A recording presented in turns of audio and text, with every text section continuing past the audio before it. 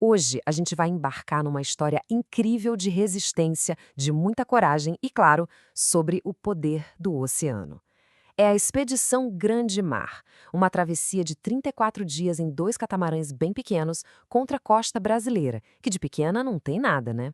E para a gente entender a dimensão dessa aventura, acho que a gente tem que começar por aqui, com essa frase da Júlia Veiga, uma das velejadoras. Isso aqui não era só uma viagem, sabe? Era a realização de um sonho.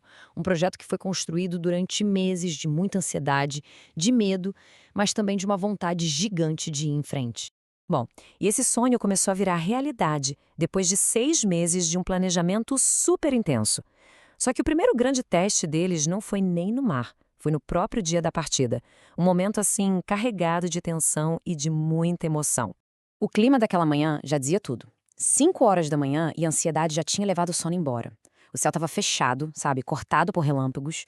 A lógica dizia para adiar, mas a empolgação era bem maior. Eles sentiam que se não fossem naquele dia, talvez nunca partissem. E foi assim que às 11 da manhã eles se jogaram no mar. E quem eram eles? 4 velejadores, Júlia, Rafael, Amon e Marcelino, em dois catamarãs Hobcat que são bem pequenos. O objetivo era super audacioso: velejar de Salvador, na Bahia, até Araruama, lá no Rio de Janeiro. Uma jornada que, com certeza, ia testar não só a habilidade de velejar, mas os limites do corpo e da mente de todo mundo ali. E aqui a gente vê a escala real do desafio. Pensa só, dois barquinhos minúsculos, abertos, sem cabine, contra milhares de quilômetros de um litoral famoso por ser imprevisível e ter muita força. Era, sem dúvida nenhuma, uma aposta bem ousada contra a natureza. Mas como é que essa aposta se saiu na prática, no dia a dia? Bom, a empolgação no começo logo deu lugar para uma rotina brutal. Cada novo dia trazia um novo teste, uma nova prova imposta pelo oceano. Um dos testes mais duros e constantes era a tal da barra.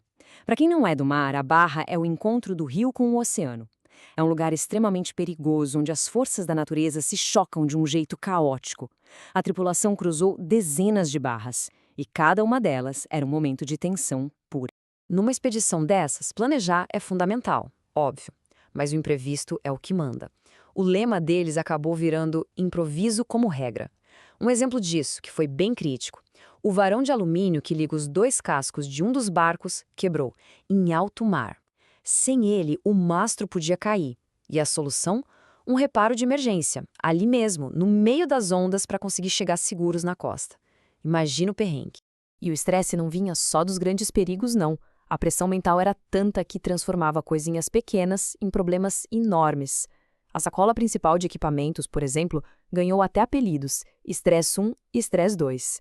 Toda vez que eles precisavam pegar alguma coisa ali de dentro, a dificuldade de achar o item já gerava um estresse coletivo.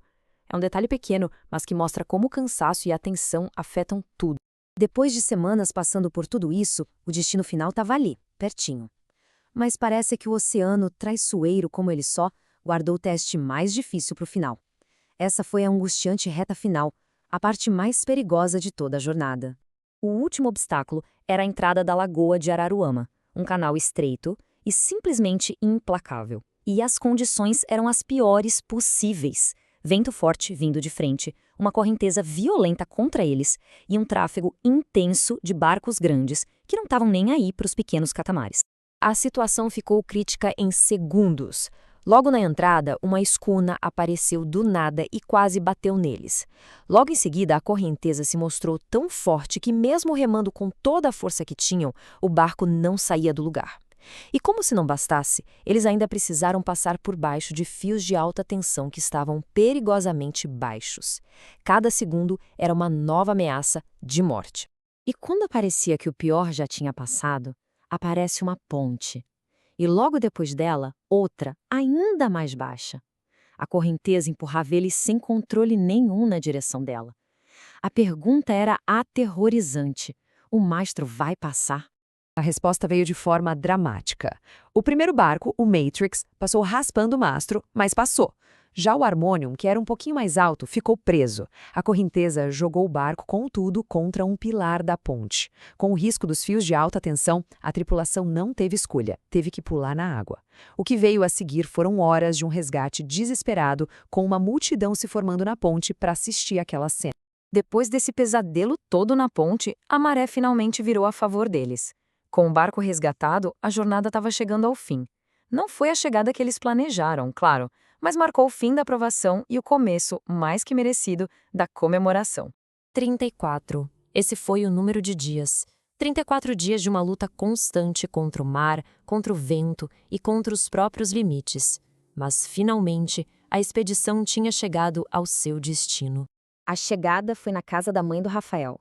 E a verdadeira celebração não foi pelo grande feito, mas pelas coisas mais simples. Um banho de água doce, shampoo, uma refeição quente feita por outra pessoa. Depois de semanas no mar, esses eram os maiores luxos que eles poderiam imaginar. E talvez o maior legado dessa viagem toda esteja aqui, capturado na dedicatória do livro da Júlia. A expedição foi um teste de resistência, com certeza, mas, acima de tudo, foi uma prova de parceria. As dificuldades que eles passaram juntos no mar criaram laços que, com certeza, vão durar para sempre.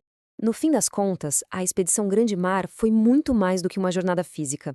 Foi uma travessia interna para cada um da tripulação. E isso faz a gente pensar. Não são as tempestades que a gente enfrenta, seja no mar ou na vida, que acabam definindo quem a gente realmente é?